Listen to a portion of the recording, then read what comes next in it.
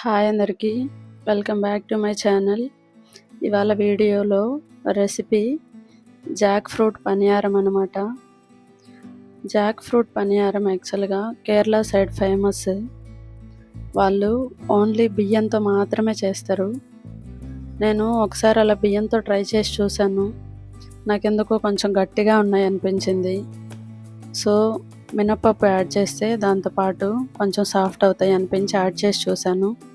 చాలా బాగా వచ్చాయి అన్నమాట. ఆ రెసిపీనే మీకు ఇక్కడ వీడియోలో చూపిస్తున్నాను.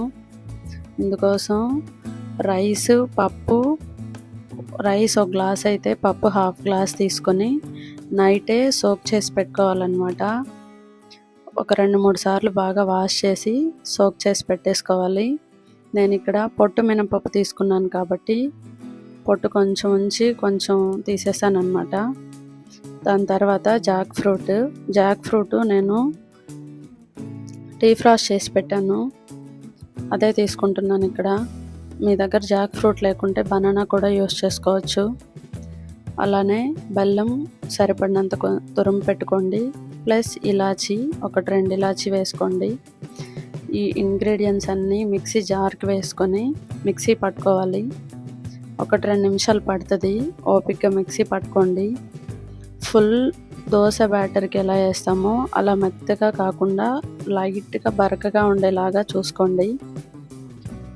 ఇలా నేను మీకు ఇక్కడ కన్సిస్టెన్సీ చూపిస్తున్నాను చూడండి.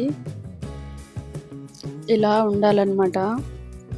అలా చేసి పెట్టుకున్న పిండి ఒక గిన్నెలోకి తీసుకొని అందులో జస్ట్ ఒక పించ్ సాల్ట్, ఒక పించ్ ఆర్ 2 పించెస్ వంట సోడా వేసుకొని కొద్దిగా వాటర్ వేసుకొని అంతా కలిసిపోయేలాగా మిక్స్ చేసుకొని దాన్ని అందులో పోసేసుకొని బాగా కలియబెట్టుకోండి. మనకు పనియారం గుంత పునుగులు ఇవి వేయడానికి పిండి దోశకి వేస్తాం కదా, అంత లూజ్గా ఉండకూడదన్నమాట, కొంచెం టైట్గా ఉండాలి. సో మీకు కనుక వాటర్ సరిపోకుంటే అలా చూసి అడ్జస్ట్ చేసుకోండి. నేను ఇక్కడ బ్యాటర్ కన్సిస్టెన్సీ కూడా మీకు ఇలా వేసి చూపిస్తాను చూడండి. అలా చేసి పెట్టుకున్న పిండిని పక్కన ఉంచుకోండి. దోశలాగా మరీ లూజ్గా చేసుకున్నారంటే మీకు పనియారం సరిగా రాదనమాట. దాని తర్వాత పనియారం ప్యాన్ పెట్టుకొని బాగా వేడైన తర్వాత గీ వేసుకోండి.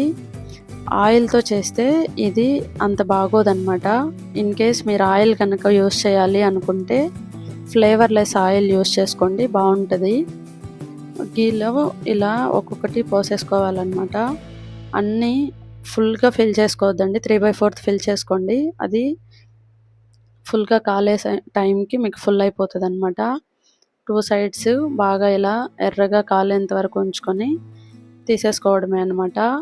స్నాక్ బాక్స్కి లేదా ఈవినింగ్ స్నాక్స్ తినడానికి పిల్లలకి పెద్దలకి అందరికీ చాలా బాగుంటుంది అనమాట. చాలా ఇష్టంగా తింటారు. చాలా బాగా కుదిరింది రెసిపీ కూడా. ఒకసారి ట్రై చేసి చూడండి. జాక్ ఫ్రూట్ ఫ్లేవర్ ఇష్టం లేని వాళ్ళు కూడా తింటారు, అంత బాగుంటాయి అన్నమాట. మైల్డ్గా జాక్ ఫ్రూట్ ఫ్లేవర్ అయితే ఉంటుందన్నమాట. ఒకసారి ట్రై చేసి చూసి చెప్పండి నాకు మీకు ఎలా కుదిరిందో. Thank you for watching. Please like, share and subscribe to my channel.